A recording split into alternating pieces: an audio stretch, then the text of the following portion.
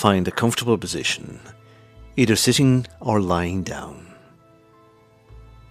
In a moment, I'm going to ask you to find a spot on the ceiling or the wall slightly above your normal line of sight. A spot that requires just a little effort to focus on. And when you've identified that spot, I want you to focus all of your attention on it. Now, as you stare at that spot, allow your eyes to focus completely on it. Notice all the detail of that spot. Keep looking at that spot. And as you do, you might begin to notice that your eyelids are starting to feel heavy. Your eyelids might blink, or your eyes water slightly, and that's perfectly normal, perfectly fine. Keep focusing on that spot. And as you continue to stare at that spot, your eyelids are becoming heavier and heavier still. You might notice that your eyelids feel as though they want to close right down. With each blink, you feel your eyelids becoming heavier and heavier and heavier still, as though there were tiny little weights attached to your eyelids that are just pulling them down, weighing them down, your eyelids becoming so heavy, so tired that you just really want them to close. And in a moment, when you close your eyes, close those eyelids down, or when I count to 3, whichever comes first, you'll allow yourself to drift into a deep and comfortable state of relaxation. 1, your eyelids are so heavy now. 2, they're becoming heavier still. 3, close those eyelids down, close them down completely, relaxing completely. That's good. It feels so good just to have your eyes closed. Now that your eyes are closed, take a deep breath in and breathe out slowly. With each breath you take, you're becoming more and more relaxed, more and more comfortable. And you can begin to let any tension in your body just melt away. From the top of your head, down through your neck and your shoulders, down through your arms and your chest, all the way down to the tips of your toes, just allowing your body to relax. Your body knows how to relax so easily, so gently, just letting go, relaxing completely. Now in hypnosis, in a state of hypnotic trance.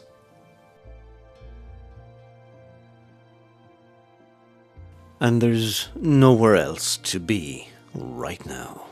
Nothing that needs your attention except this gentle journey inwards, this conversation between parts of yourself that know how to heal, how to grow, how to change, and to begin to recognize what serves you and what doesn't.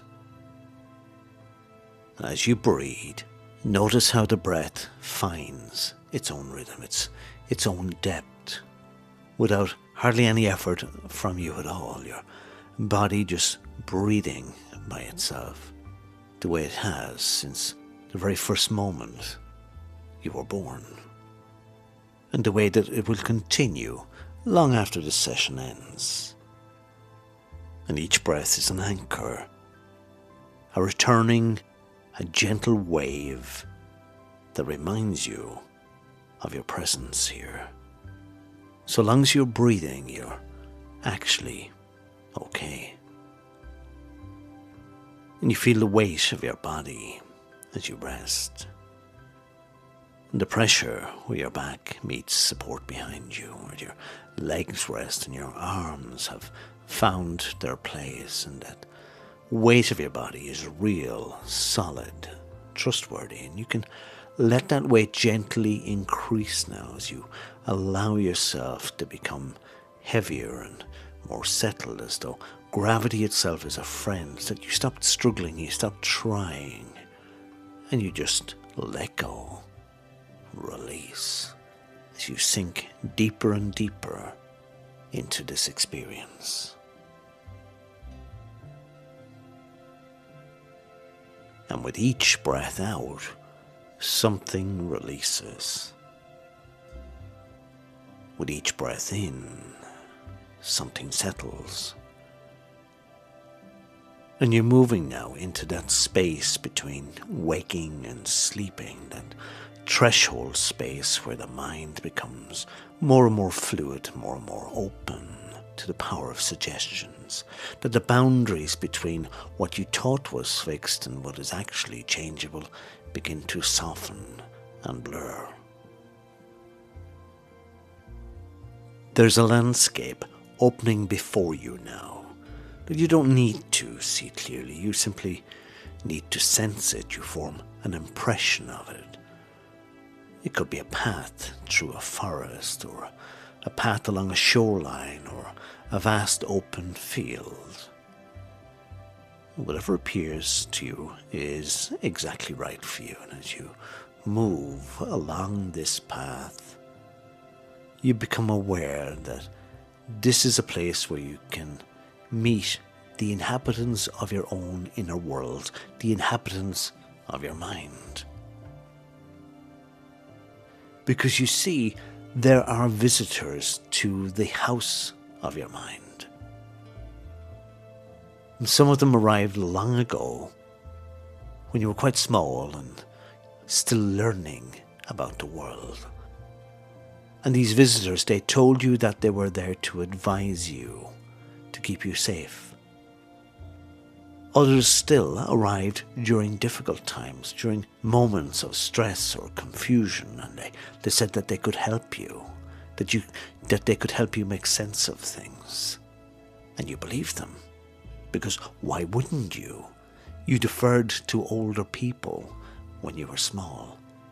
And these voices, these visitors, they seem to know things. They seem to be more certain. And they seem to have your best interests at heart. But here and now, in this deeper awareness, you begin to see them more clearly. There's one particular visitor who arrives usually most mornings, sometimes even before you're fully awake.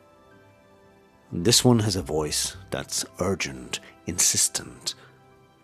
They carry with them a long list, and they're always reading from that list, always reminding you of everything that could possibly go wrong, cautioning you about everything that you haven't done, everything that you could possibly worry about.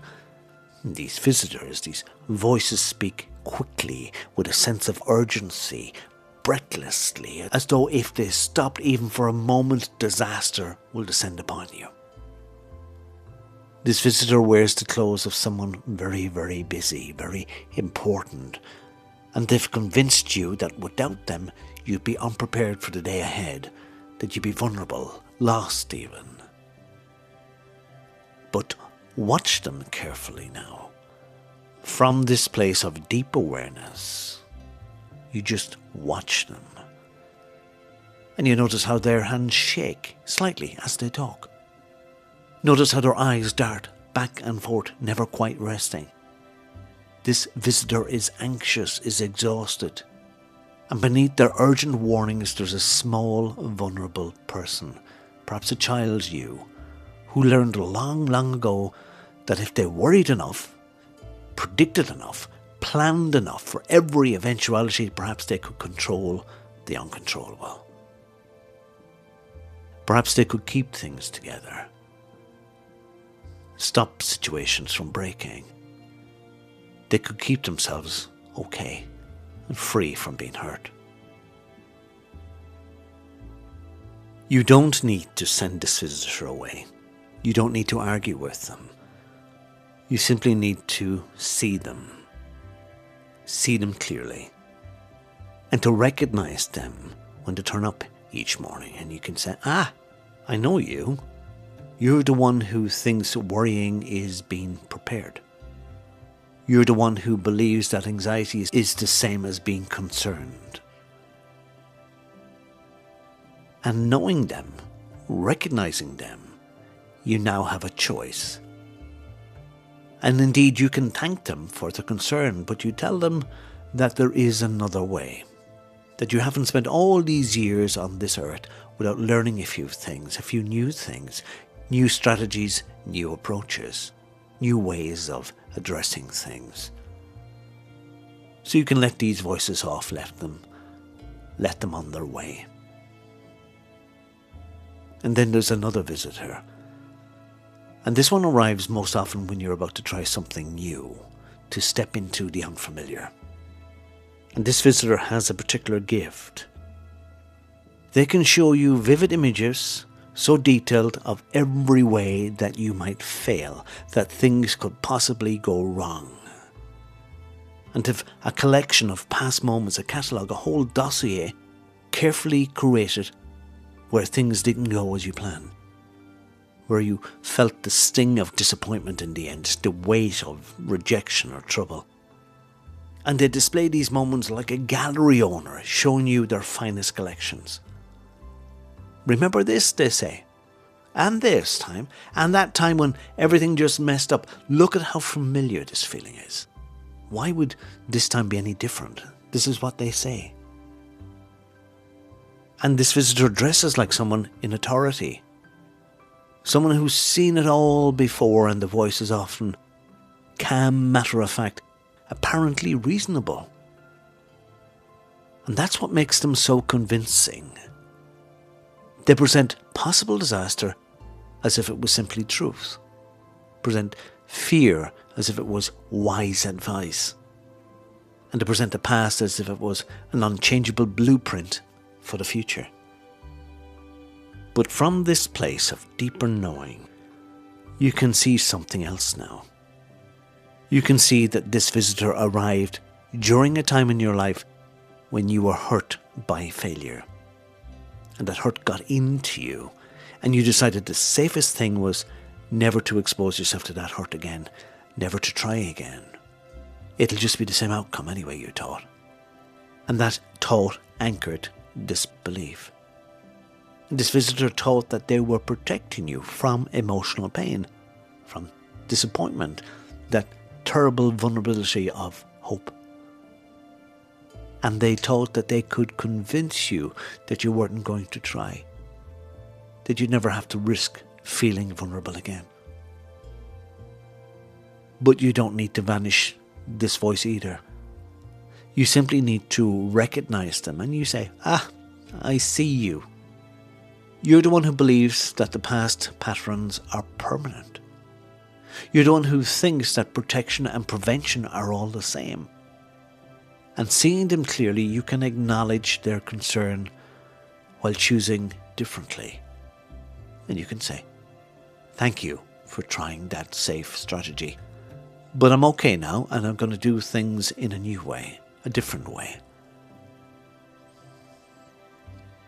Now there's a visitor who appears wearing a mask. And it's a mask of somebody, a face of somebody you once knew, or perhaps you might still know them. And they could speak with a voice that sounds like a parent or teacher or some authoritative figure. And this visitor is particularly clever. They've learned to sound so much like that external voice that you've forgotten they're actually inside your head. That you are the one who has given them permission to be here to this day, to speak to you, to influence you. This visitor makes comments about your self-worth, maybe your appearance, even your intelligence, your lovability. They make comparisons, always unfavorably. They have a way of making you feel small, but they do it so smoothly, so automatically, that you might not even notice them doing it. They've become like furniture in your house, in the house of your mind. They're so familiar you've stopped noticing their presence. But here, in this expanded state of awareness, you can see them differently. You can see that this visitor is actually an old recording, a voice you internalized so long ago when you were learning about yourself and the world. You were learning from the outside rather than from the inside. This visitor arrived when Someone else's pain, someone else's limitation, someone else's fear got projected onto you, got imprinted onto you, and you absorbed it. And you began repeating it as though it were your own truth. And with this recognition comes extraordinary freedom. Because this visitor isn't you. This voice isn't your voice. These judgments aren't your judgments. They're echoes, recordings, borrowed narratives that you can now see clearly and choose whether to keep them playing or not. And you can say, I see you now. You're the one who sounds like someone from my past but isn't really them. You're the one who's been actually causing me to worry all this time. And from this place of deep awareness, something begins to change. A realization. You are not any of these visitors. Rather, you are the space, the forum in which they appear. You are the awareness that can notice them, recognize them, indeed understand them. And in that recognition is your freedom. Because once you see these patterns as separate from yourself, you can never unsee them. They're simply visitors to your mind rather than residents, as voices rather than truth. You develop what might be called that inner observer. That part of you that can just step back and watch the parade of thoughts through your mind. The procession of old patterns, old belief. And they arrive as familiar visitors. And you can simply observe them without being swept up in their drama. Without believing them. Without believing every story they tell you. This inner observer is like a lighthouse keeper, standing in a high tower, watching over the ocean of thoughts and emotions. The storms come, the waves rise, the wind blows, but the lighthouse keeper remains steady, clear, doesn't get involved, is able to see what's happening without being consumed by it. And this lighthouse keeper can see the visitors approaching from a distance and can recognize them by their familiar gait, their familiar attire, their recurring narrative. And with this recognition comes choice, real choice. Not the false choice of trying to suppress thoughts or fight with feelings, but the genuine choice of how to respond, how to relate, how to move forward. So imagine now that you're at a threshold, a doorway, and you're stepping through into a different way of being with your inner experience. And as you step through, you notice that there are new tools available to you, new strategies that feel natural, instinctive, as though you've always known them, but somehow it's simply forgotten. So the first of these strategies, it's so simple. It will surprise you. Space. When you recognize one of these visitors arriving, you can create a space. You take a breath, a single conscious breath, and in that moment you pause, creating a gap between that familiar trigger and the automatic response. And in that gap, you are free. You are the lighthouse keeper. In that gap, you can choose. It's like you're watching clouds stream across the sky. You don't chase these clouds. You don't argue with them. You don't push them in any way. You simply watch them, knowing that the sky, the vast open sky, is your awareness. And that remains unchanged, unthreatened, always present beneath any storm that is moving through. The second strategy is naming. When you recognize a visitor, you can name them, silently or otherwise. You can say, worry is here, the critic is speaking, self-doubt is present. And the simple act of naming creates a distance, creates a separation. It transforms the experience from I am anxious to there is anxiety present. From I'm not good enough to the idea that I'm not good enough is here. And in that shift, that subtle but profound shift, you reclaim your power. The third strategy is curiosity. Instead of struggling or fighting these visitors, instead of believing them or trying to banish them, you become curious about them. You use their existence to your advantage, and you quiz them, you ask them, where did they all come from? And why did they show up when they originally came into existence in your life? What were they trying to do on your behalf? And what now? What do they need in order for them to be satisfied, to go away, to stand down? And this curiosity is gentle, it's compassionate, and it's from a place of interest rather than judgment. And when you engage these old patterns with curiosity rather than resistance, something remarkable happens. They begin to soften, to reveal their underlying fears, to share with you their original purpose and their deep desire to help you, to keep you safe, and indeed survive and thrive. The fourth strategy is choosing your attention. Because while you can't always control which visitors arrive, you can always choose where to place your attention. You can notice the critic speaking and choose to turn your attention to what's actually true in this moment. You can notice the anxiety visitor predicting catastrophe and choose to return your attention to your breath in this present moment. What's real, what's solid right here, right now. This attention is like a flashlight in a darkened room. Whatever you shine it on seems more real, more significant. Whatever you shine it on is what you focus on, and you have the power to aim that flashlight wherever you want.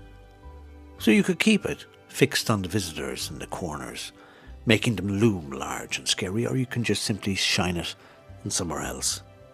Maybe on the doorway of possibilities, of opportunities around you, and the strengths and resources that you actually do possess, and the possibilities that exist alongside problems. So as you rest here in this deep state of awareness, these strategies are integrating into your system, becoming natural, automatic, available. Your subconscious mind, that wise and powerful part of you, is already beginning to recognize these patterns more quickly, to create space more naturally, to name them more easily, to respond with more curiosity, more instinctively. You're beginning to notice that there's a different quality to your inner experience right now. The visitors still arrive, and they may always arrive, but that's okay, that's fine. But they arrive to a host who recognizes them, who isn't fooled by their disguises, a host who can greet them with warmth and curiosity, but who can still make different choices. You're becoming like a skilled gardener who knows that a garden will always have some weeds, always, but has learned to distinguish weeds from flowers, and who knows when to pull those weeds, or when to prune, or when to simply redirect energy and attention towards what they really want to grow. You're learning that you don't have to have perfect thoughts all the time, or to eliminate all negative thinking to have a wonderful life.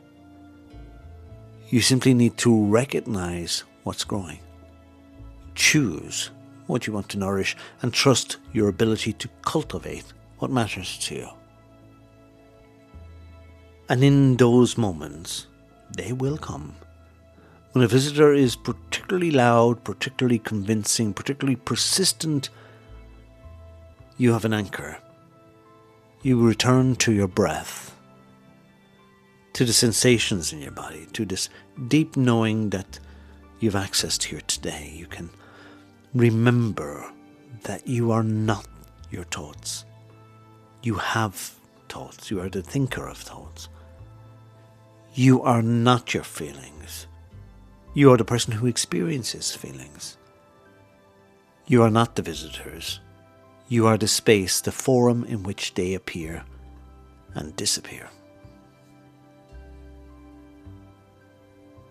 And now imagine yourself moving forward through time, seeing yourself in the days and the weeks ahead, moving through your life with this new awareness integrated into your mind. Watch yourself waking up in the morning as that familiar visitor arrives with their long list of worries and you just notice them immediately. Take that conscious breath and you create that space. You might even smile slightly, perhaps recognizing an old friend who means well but doesn't need to have any influence here. You see yourself in another situation that would have once triggered the critic, that critical voice, the need to make comparisons, you and other people, of judgment. And you watch as you notice that voice beginning, recognizing it clearly, and you name it. Then gently, firmly, redirect your attention to what you want. What you want to shine your flashlight on. What's actually important.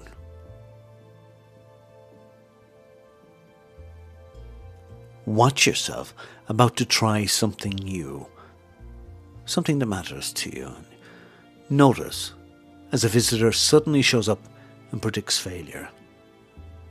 But this time you see them clearly.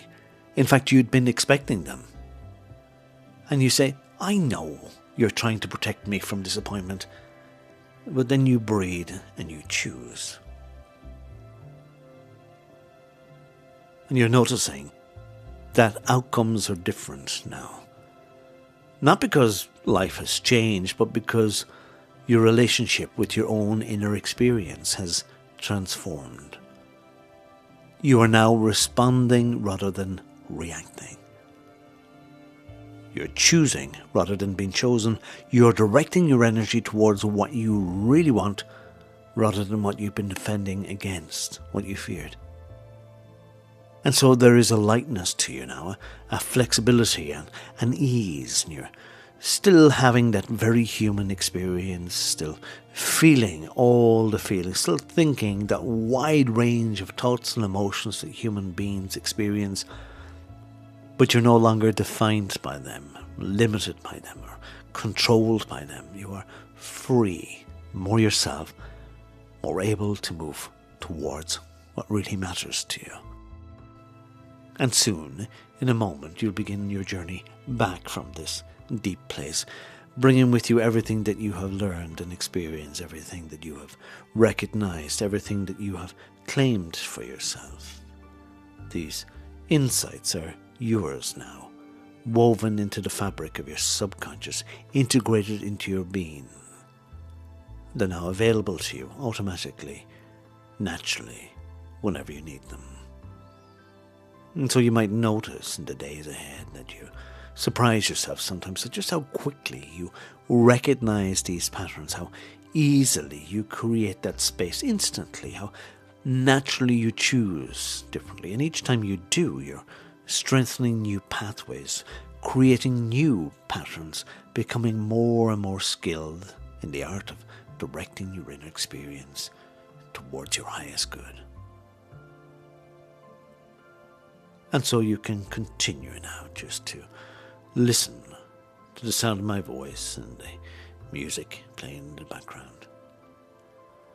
All of these thoughts, all of these ideas are like seeds that have fallen on fertile soil. They become embedded in the soil and start to grow.